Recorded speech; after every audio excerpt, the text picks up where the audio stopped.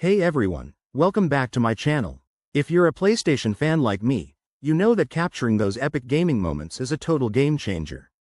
Today, we're diving into how to view captures on the PS app in 2025. This updated feature makes it easier than ever to relive your highlights right from your phone. Whether it's a sick kill in your favorite shooter or a stunning in-game vista, the PS app has got you covered. Let's jump right in. First things first, make sure you have the latest version of the PS app installed on your device. Head to your App Store, search for PS app, and update it if needed.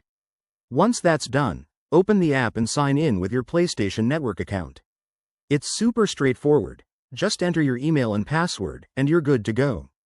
Now, on the home screen, look for the Library tab at the bottom. Tap on it, and you'll see all your games and media organized neatly. Scroll down or use the search function to find the Captures section. That's where all your screenshots, videos, and clips are stored. Pro tip: if you haven't uploaded any captures yet, make sure your console is linked and set to auto-upload. Once you're in the Captures area, you'll see a grid of thumbnails. Tap on any one to view it in full screen. From there, you can zoom in, play videos, or even edit them with built-in tools like trimming or adding filters. Oh, and sharing is a breeze. Just hit the share button to post to social media or send to friends. One cool new feature in 2025 is the Enhanced Gallery mode, which lets you organize captures into albums or add descriptions. It's perfect for keeping your content tidy.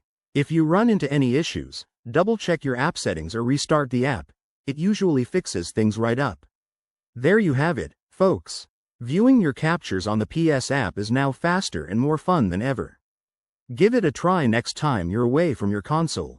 If you enjoyed this tutorial, smash that like button, subscribe for more gaming tips, and drop a comment below with your best capture story. Thanks for watching, and I'll see you in the next video.